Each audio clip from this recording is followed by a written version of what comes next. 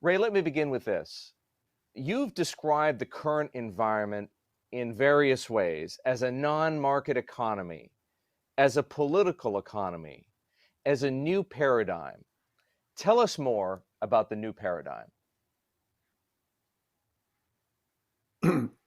Well, I think there are three big forces that are at work that have not existed in our lifetimes before. And they are a long-term debt cycle. And we've reached the part of that cycle where interest rates are at zero and monetary policy is a major driver. What this looks like in a world where we're going to print a lot of money, monetize debt, and so on. There are three stages really in monetary policy. And the cycle that we are in, the whole world cycle, began in 1945.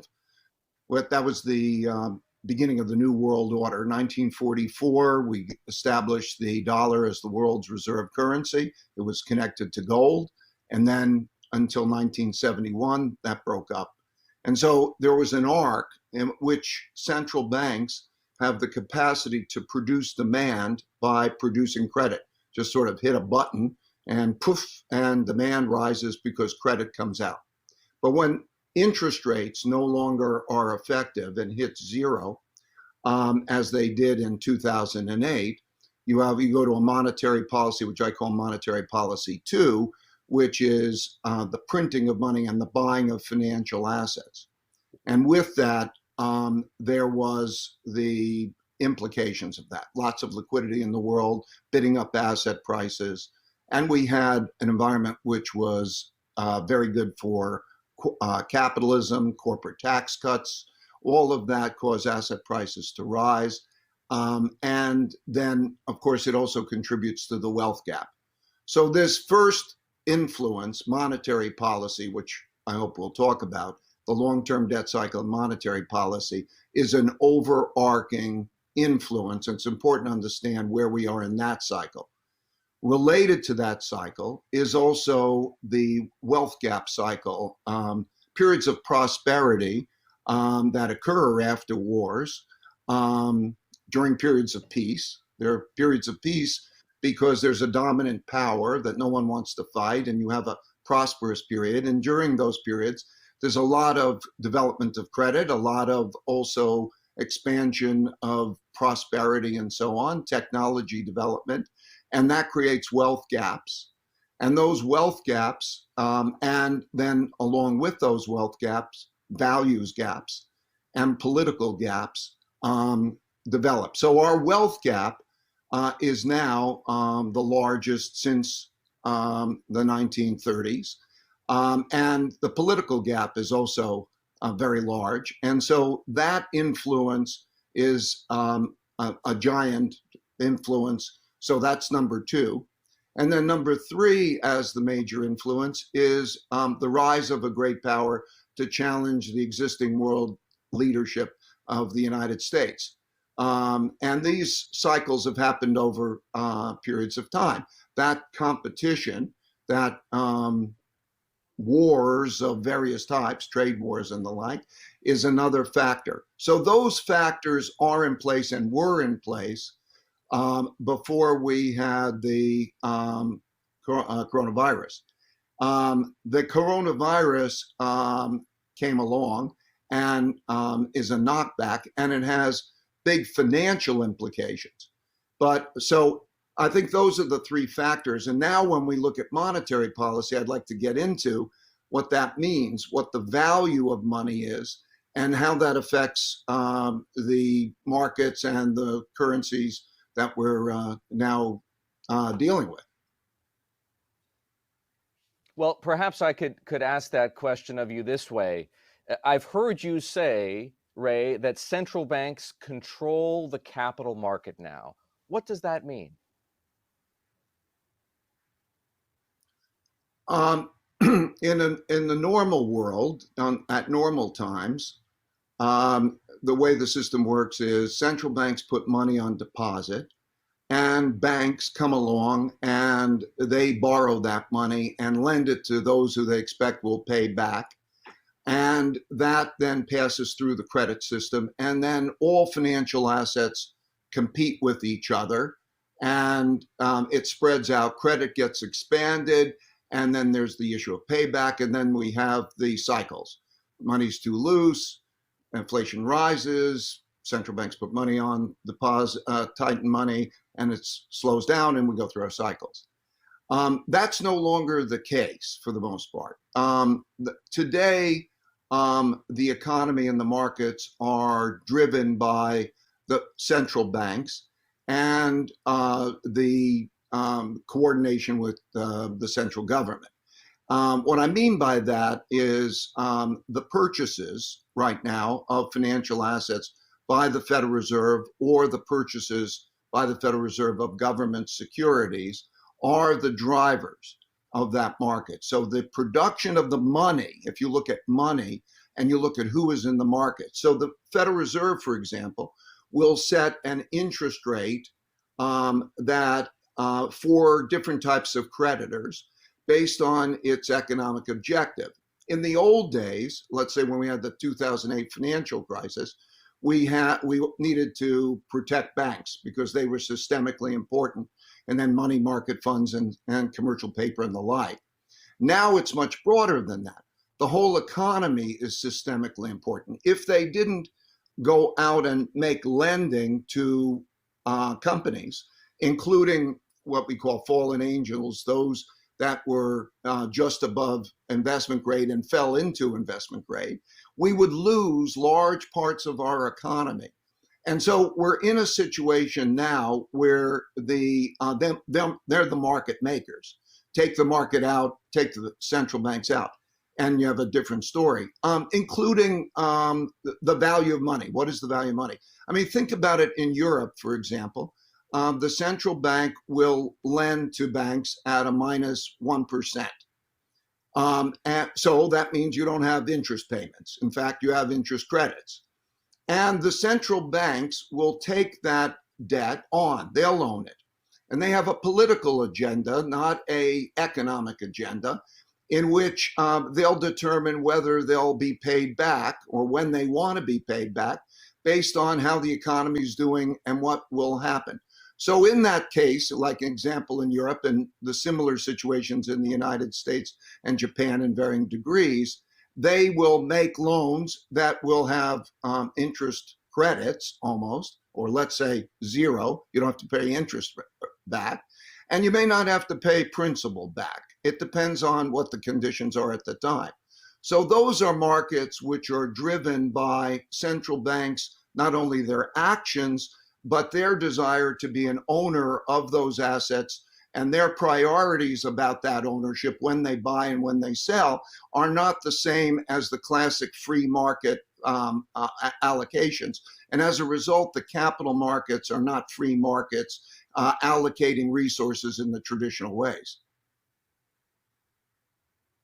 One of the questions investors are wrestling with, Ray, is how far central banks are willing to go in their effort to reflate financial assets to begin with. And then, of course, they hope, transmit something through to the real economy that would result in growth and jobs. How far are central banks willing to go with this power they've discovered they have? Central banks are willing to go and need to go as far as it takes in order to keep the system afloat. And because we're in the late stages where we have a lot of debt, you are going to see central banks' balance sheets explode. They have to, because the choice is the sinking ship. I've studied the rises and decline of reserve currencies because I think we're at a key moment. I studied the rise and decline of the Dutch guilder, the rise and decline of the British pound, the rise and decline of currencies throughout history. And the track record is a perfect track record. When the time comes where you're faced with political disruptions, is there enough money? There will be enough money. The question will be what the value of the money is and how far they can go. what are the limits to that? And so when we look at the limits, we can discuss what the limits, but what are the market limits, or how does that become manifest? I can describe that. But what's their willingness to go? Their willingness to go is enough to keep order, which means acceptable economic conditions. Well, before we get to limits, and that is a very important part of the conversation, let's stick to the intervening period, which is what we're at the beginning of right now. Ray, should investors stop worrying about things like PE ratios? Do traditional asset valuations apply in a capital market that, as you say, is effectively being run by central banks? Yeah, they don't apply. I think the important thing to understand is that there's a real economy, and then that has a supply demand of stuff. There's a financial economy that has its supply demand of money and credit, and that the price of an asset will equal the risk-free return, which you can see is something close to zero, and a risk premium. So when you're looking at a bond, and let's say in the United States, a treasury bond less than 1%, or if you take a corporate bond, a good quality corporate bond, slightly more than 1%, and you look at that, or you go to other countries and it's essentially zero, that is the return that investors are getting for the risk-free return. In terms of equities, you have to ask yourself, what will the premium be for equities? And the central bank has the capacity to put money in the system, and the money, and the money competes for getting returns. And so if you ask yourself, what could the risk premium be, or what would the expected excess return for equities be over cash, and they buy assets, that number could go from 4%, let's say, to 2%. The PE is just the inverse of that. So just by way of example, you could make the PE go from 20 or 25 times up to 40 or 50 times by the demand. That may seem implausible, but that's just because people have sticker shock. But it's no less implausible than the zero interest rates. So the risk premium will be driven by the amount of liquidity put in, and multiples are not shouldn't be used as in the traditional way of a frame of reference. I think you have to understand that the capital markets drive the economy and the PEs and the risk premiums more than the real economy drives the capital markets. So if that's the case, so the question is the value of money. What we're seeing now, I'm sorry, go ahead. No, that's fine. Continue your thought, Ray. Continue your thought.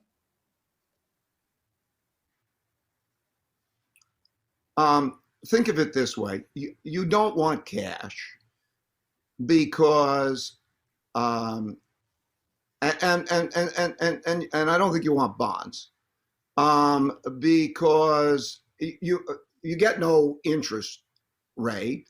You get a negative real rate, so you get taxed at that negative real rate. And then, so from a holding point of view, it's got no return. And then the central bank's going to print plenty more of it and produce its supply. So there's a move to what is a storehold of wealth. Think about it, like all of us. What is a good storehold of wealth? And if you look at history through times, it's basically almost the reciprocal of the value of money. And we see that from financing.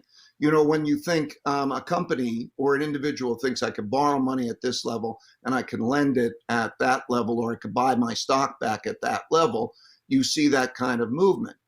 And so one through history sees that there are different storeholds of wealth that are basically almost the mirror image or the reciprocal of the value of money.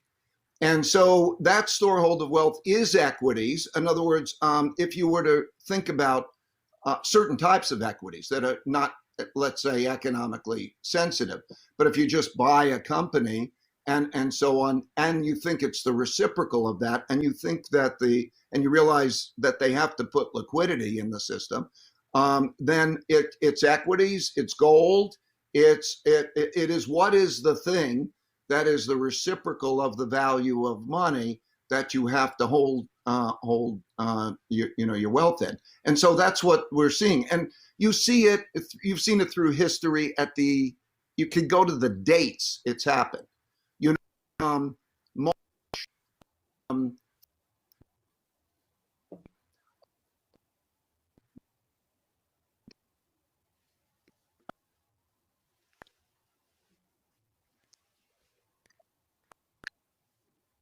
March, March 1933. Same thing. August 15th, 1971. Nixon, same thing, the values. You could see it when Mario Draghi in 2012 said, we'll do whatever it takes. You produce liquidity and you produce money, and that creates the bottoms in those markets because really you're dealing with a liquidity issue. The same in 2008, in November of 2008, it was the TARP plan and quantitative easing. So through history, I can take you back to the Dutch and so on. That decision that they're going to print money and buy financial assets and lend money to the government, which will also disperse money to the poor, to those who need money and the companies. That process has happened over and over and over again in history. And it means that, what do you hold during such things? You hold reflation assets. Doesn't mean inflation assets. What I mean is there's inflation in goods and services. Let's put that aside for a moment. But there's first the inflation in financial assets as those risk premiums are driven down and that liquidity is put into the system, and there's the competition for trying to get returns. So let's talk then, Ray, about the limits of money printing. How long can this continue before central banks do run into the limits of their capacity to explode, as you say, the balance sheet and print money? Well, the limiting factor has to do with the demand for that money and debt. In other words, what debt is, a bond, is a promise to receive a lot of currency. And so when it gives no good return or a bad return, and there's a printing of a lot of currency, clearly it's not desirable relative to other things for private investors. However, the central bank can buy it too. And so the limit has to do with the limit of demand. And that limit of demand has to do with the central bank's purchases of that because they could buy it and hence there's no problem. So you look at periods of time of where in history, where was the most of it that has ever taken place and to try to define the limits. And the war years was an example. Or I think the most analogous period we're in now was 1930 to 1945. I'll explain the various ways that it was analogous, but more importantly, I'd like to deal with the question of the limits. And so you first had the Depression, and in that Depression, and when you hit zero interest rates, you had the printing of money and the buying of financial assets, and then you had a lot of fiscal policy. So programs that produce large deficits which then were monetized by more of that. And then you went into the war years, and the war years, very similar to now in terms of the need for a lot of money and credit, produced an enormous amount of money and credit, but it was managed by the central bank in a way where they were de facto taking that on, and it produced it was a good example of testing the limits of that. Now we went into periods where what is an alternative source of wealth, and as I say, it could be stocks, gold, it could be other assets, but those became the boundaries. What would happen in terms of this limit is if something transpired where the dollar as a reserve currency, the holders outside, made another market that was a better market. It could be gold, it could be stocks, but or it could be an alternative currency, like we in the earlier session, which I listened into. China as a reserve currency. There will need to be an alternative process.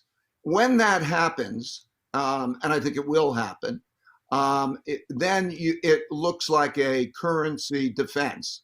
What I mean by currency defense is if money leaves that asset, if those who are holding bonds don't want to hold the bonds because they have lousy returns and they're printing a lot of money and they want to go to something else, and that starts to accelerate, should that happen, then what that does is as money leaves, it puts the central bank in the position of having to decide whether it buys more bonds in order to fill in that gap, or it lets interest rates rise. Well, they can't let interest rates rise. There's too much debt, and then also interest rates rising means that the asset prices all go down, and it's too vulnerable. So like all currency defenses, what it means is that they then have to accommodate that, and the act of accommodating that in and of itself is a big problem. Should that happen, that would be terrible for the United States. Earlier, I heard about the discussion of the privilege. That's right. The United States dollar is a tremendous privilege, and we are certainly pushing the limits of that. And if we were to think that the dollar was to be any other currency because of us pushing the limits, if that were to happen, it would be probably the biggest disruptor, not only to the markets, but to the whole world geopolitical system. So we're in a fiat monetary system. What I mean is through history, throughout most history, there was gold. Let's say 1944, we create the Bretton Woods system linked to gold. The United States printed a lot of money and more claims on gold than there was gold. And in 1971, which wasn't very long ago, we couldn't meet those claims on gold because we had too many IOUs. So we had a devaluation. And the dollar as a world's monetary system or currency is critical. But it very much depends on the dollar, the United States competitiveness, and so on. So it's a longer term risk. As Nouriel was pointing out in the earlier session, one of the things that's been a prop for the dollar is the fact that there's a lot of dollar denominated debt. So what that means, it creates a demand for dollars. That debt will either be satisfied in some fashion or another because there'll be the dollars to produce it, or that debt will be defaulted on in one way or another. That's a whole other discussion we can get into if you want. But at that point, it'll reduce the desire, the short squeeze for dollars, which will serve to weaken the dollar at the same time. And also, as we look longer term, as Nouriel was pointing out, the squeeze, the politicalization of it, changes the nature of the capital flows because we are in a situation where you can be squeezed. And so when you start to think about, yes, if you're China, and you're owed, you're holding $1 trillion of treasuries, would you want to do that? Well, particularly, I mean, given the returns, given all that, and given the conflict.